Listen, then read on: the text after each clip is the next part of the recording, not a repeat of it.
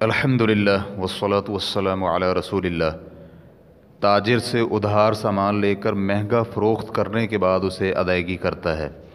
سوال کیا گیا ہے، ایک شخص کے پاس سامان نہیں ہوتا، وہ کسی بڑے دکاندار سے عطر کی بڑی بوتلیں متعین قیمت پر ادھار اٹھا لیتا ہے اور پھر زیادہ قیمت کے عوض فروخت کر کے شام کو تاجر کو وہی قیمت ادا کرتا ہے جس پر اس نے خریداری کی تھی، اور نفع اپنے پاس رکھ لیتا ہے۔ الجواب بعون الوہاب۔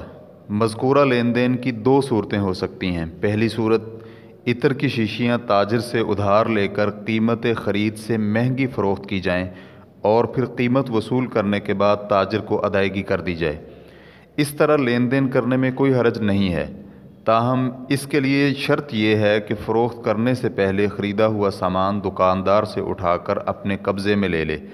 لہٰذا یہ درست نہیں ہوگا کہ کسی سے بے پکی کر لے اور سامان ابھی تک دکاندار کے اسٹور میں ہی پڑا ہوا ہو۔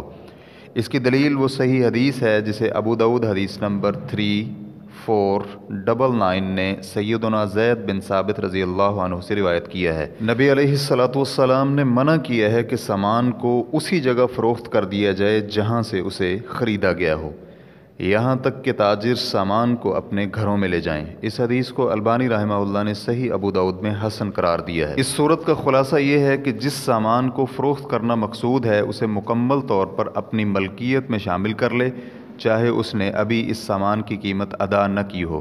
لہٰذا قیمت ادھار ہونے کی وجہ سے کوئی فرق نہیں پڑتا۔ نیز پرچون فروخت کرنے والا اس کا ضامن ہو۔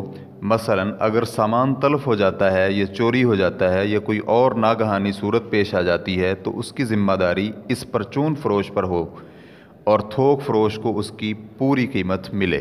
دوسری صورت یہ ہے کہ آدمی بڑے تاجر کا نمائندہ بن جائے اور اس سے معاہدہ طے کر لے کہ وہ اس کا سامان فروخت کرے گا، اور اگر اس نے متعین قیمت سے زیادہ میں چیز بیچ ڈالی تو زیادہ قیمت اسی کی ہوگی، تو یہ صورت بھی جائز ہے۔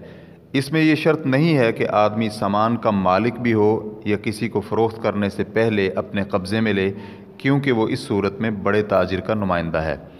چنانچہ ابن قدامہ رحمہ اللہ نے اپنی کتاب المغنی جلد نمبر 5 صفحہ نمبر 86 میں لکھا ہے، اگر تاجر کہے کہ اس کپڑے کو 10 میں فروخت کر دو، اس سے زیادہ میں فروخت کرو تو اضافی رقم تمہاری ہوگی، تو یہ بیع بھی ٹھیک ہے۔ اضافی رقم کا فروخت کنندہ مستحق ہوگا، جبکہ امام شافعی رحمہ اللہ کہتے ہیں کہ یہ بیع صحیح نہیں ہے۔ اس بیع کے صحیح ہونے کی دلیل یہ ہے کہ ابن عباس رضی اللہ عنہما اس میں کوئی حرج نہیں سمجھتے تھے۔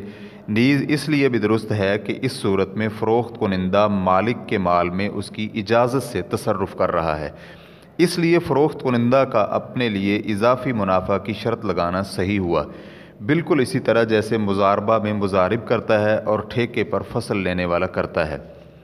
اس صورت میں اگر تاجر کے ساتھ آدمی کا یہ معاہدہ نہیں ہوتا کہ مقررہ قیمت سے زیادہ آمدن آدمی کی ہوگی، تو پھر اضافی آمدن بھی تاجر کا حق ہوگا اور آدمی کو صرف اجرت ہی ملے گی یا طے شدہ تناسب ملے گا۔ واللہ تعالی اعلم۔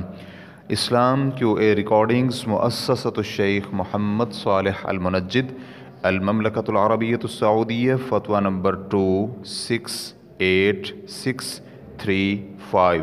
والسلام علیکم ورحمۃ اللہ وبرکاتہ۔